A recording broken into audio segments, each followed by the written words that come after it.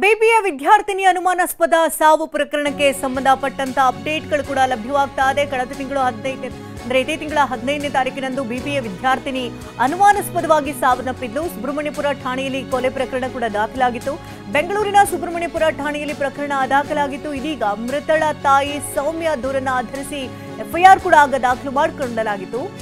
ಮೇ 15ರಂದು ಅನುಮಾನಾಸ್ಪದವಾಗಿ ಪ್ರಬುದ್ಧ ಮೃತಪಟ್ಟಿದ್ದು.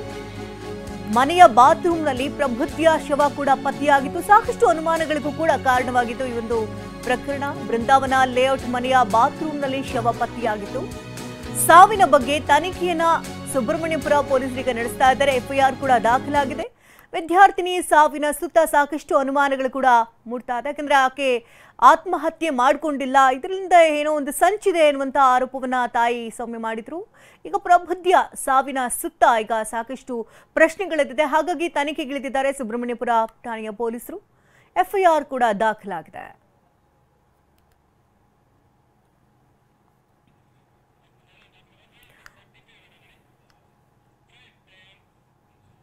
ಬೆಂಗಳೂರಿನ ಫಾರ್ಮ್ ಹೌಸ್ನಲ್ಲಿ ರೇವ್ ಪಾರ್ಟಿ ಪ್ರಕರಣಕ್ಕೆ ಸಂಬಂಧಪಟ್ಟಂತ ಅಪ್ಡೇಟ್ಗಳು ಕೂಡ ಸಿಗ್ತಾ ಇದೆ. ಬೆಂಗಳೂರಿನಲ್ಲಿ ನಡೆದಂತಹ ರೇವ್ ಪಾರ್ಟಿ ಸಾಕಷ್ಟು ಸಂಚಲನವನ್ನ ಕ್ರಿಯೇಟ್ ಮಾಡಿತು. ಶನಿವಾರ ಸಂಜೆ 5 ಗಂಟೆಯಿಂದಲೇ ಪಾರ್ಟಿ ಆರಂಭ ಆಗಿತ್ತು. ಭಾನುವಾರ ಮುಂಜಾನೆವರೆಗೂ ನಡೆದಂತ ರೇವ್ ಪಾರ್ಟಿ ಅದು 2 ಗಂಟೆಯ ಸರಿಸುಮಾರಿನಲ್ಲಿ ಪೊಲೀಸರು ಕೂಡ ಎಂಟ್ರಿ ಕೊಟ್ಟು ರೇಡ್ ಮಾಡಿದ್ರು. ಪಾರ್ಟಿಯಲ್ಲಿ ಒಟ್ಟು 250ಕ್ಕೂ ಹೆಚ್ಚು ಜನರು ಭಾಗಿಯಾಗಿದ್ದಂತ ಶಂಕೆ ಕೂಡ ವ್ಯಕ್ತವಾಗ್ತಾ ಇದೆ. ಅಂದ್ರೆ ಹಲವರು ಶನಿವಾರವೇ ಪಾರ್ಟಿಯಲ್ಲಿ ಭಾಗಿಯಾಗಿ ವಾಪಸ್ ಬಂದಿದ್ರು ಅನ್ನೋದು ಕೂಡ ತಿಳಿದು ಬರ್ತಾ ಇದೆ.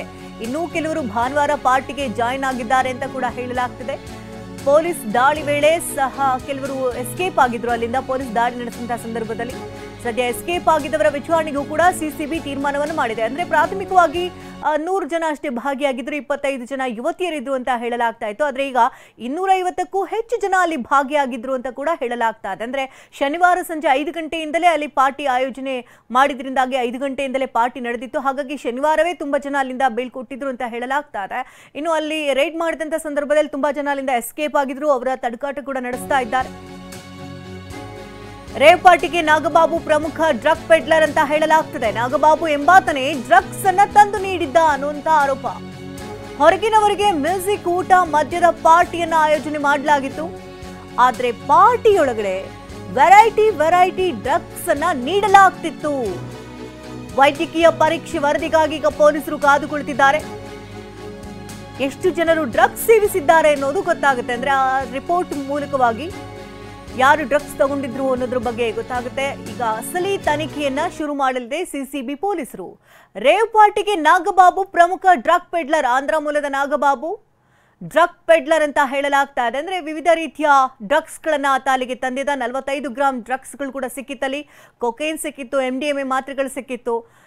ಹೀಗೆ ವಿಧವಾದಂತ ಡ್ರಗ್ಸ್ಗಳು ಸಿಕ್ಕಿದ್ರಿಂದಾಗಿ ತನಿಖೆ ಮತ್ತಷ್ಟು ತೀವ್ರಗೊಳಿಸಲಾಗಿದೆ. ಈಗ ಅಲ್ಲಿ ಯಾರ್ಯಾರೆಲ್ಲ ಸಿಕ್ಕಿ ಬಿದ್ದಿದ್ರು ಅಂಥವರ ಅಡ್ರೆಸ್ ಅನ್ನ ತೆಗೆದುಕೊಂಡು ಈಗಾಗಲೇ ಅವರನ್ನ ಕಳಿಸ್ಕೊಟ್ಟಿದ್ದಾರೆ. ಆದರೆ ರಿಪೋರ್ಟ್ ಬಂದ ನಂತರದಲ್ಲಿ ಅಸಲಿ ತನಿಖೆ ಶುರುವಾಗಿದೆ. ರೇವ್ ಪಾರ್ಟಿ ಪ್ರಕರಣವನ್ನ ಗಂಭೀರವಾಗಿ ಪರಿಗಣಿಸಿ ಸಿಸಿಬಿ ಪೊಲೀಸರಿಗೆ ಬಿ ದಯಾನಂದ್ ಖಡಕ್ ಸೂಚನೆಯನ್ನ ಕೊಟ್ಟಿದ್ದಾರೆ. ಯಾವುದೇ ಕಾರಣಕ್ಕೂ ನಿರ್ಲಕ್ಷ್ಯ ವಹಿಸಬೇಡಿ ಅಂತ ಸೂಚನೆಯನ್ನ ಕೊಟ್ಟಿದ್ದಾರೆ.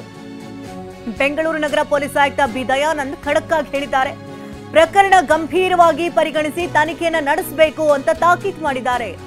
ಡ್ರಗ್ಸ್ ರೇವ್ ಪಾರ್ಟಿ ನಡೆಯದಂತೆ ಕ್ರಮ ತೆಗೆದುಕೊಳ್ಬೇಕು ಅಂತ ಹೇಳಿದ್ದಾರೆ. ಇಂಥ ಪಾರ್ಟಿ ಆಯೋಜನೆ, ಪಾರ್ಟಿಗೆ ಡ್ರಗ್ಸ್ ಸಪ್ಲೈ ಮಾಡುವಂತದ್ದಾಗಿರ್ಲಿ, ಪಾರ್ಟಿಗೆ ಸ್ಥಳದ ಅವಕಾಶ ನೀಡೋದ್ರ ಬಗ್ಗೆ ತನಿಖೆಯಾಗಲಿ ಅಂತ ದಯಾನಂದ್ ಖಡಕ್ ಸೂಚನೆ ಕೊಟ್ಟಿದ್ದಾರೆ.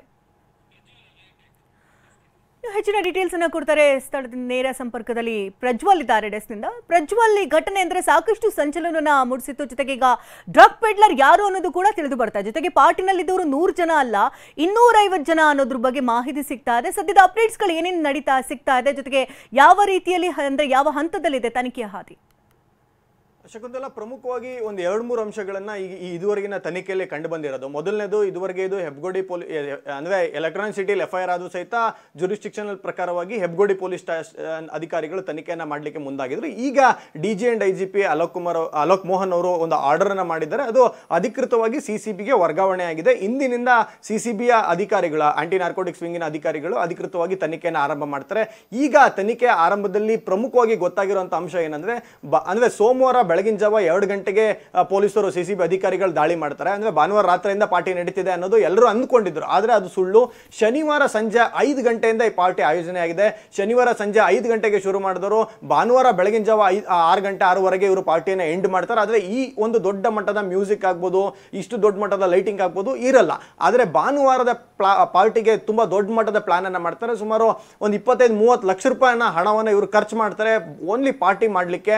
ಇದು ಮೇಲ್ನೋಟಕ್ಕೆ ಬರೀ ಬರ್ತಡೇ ಪಾರ್ಟಿ ಅನ್ನೋ ತರನೇ ಒಂದು ಪ್ರಾಜೆಕ್ಟ್ ಅನ್ನ ಮಾಡ್ಕೊಳ್ಳಲಾಗಿತ್ತು. ಆದ್ರೆ ಪಾರ್ಟಿಗೆ ಹೋಗೋರ ಹತ್ರನೇ ಒಬ್ಬೊಬ್ಬರಿಗೆ 2 ಲಕ್ಷ, 2.5 ಲಕ್ಷ, 3 ಲಕ್ಷ ತನಕ ಇಸ್ಕೊಂಡಿದ್ರೆ ಕೇವಲ ಪಾರ್ಟಿ ಮಾತ್ರ ಆಗಿರ್ಲಿಲ್ಲ. ಇದು ಹೊರಗಿನ ಜಗತ್ತಿಗೆ ಬರೀ ಊಟ, ಬರ್ತಡೇ, ಎಣ್ಣೆ ಪಾರ್ಟಿ ಆಗಿತ್ತು. ಆದ್ರೆ ಒಳಗಡೆ ಡ್ರಗ್ಸ್ ಆಗ್ಬೋದು, ಮತ್ತೆ ಇನ್ನೊಂದು ಅನುಮಾನ ಏನಿದೆ, ಸೆಕ್ಸ್ ಕೂಡ ನಡೀತಿತ್ತು ಅನ್ನೋದ್ರ ಬಗ್ಗೆ ಅನುಮಾನ ಇದೆ. ಇದ್ರ ಬಗ್ಗೆ ತನಿಖೆಯನ್ನ ಮುಂದುವರಿಸಲಾಗ್ತದೆ. ಶಕುಂತಲಾ, ಧನ್ಯವಾದ ಪ್ರಜ್ವಲ್ ತಮ್ಮೆಲ್ಲ ಡೀಟೇಲ್ಸ್ಗಾಗಿ.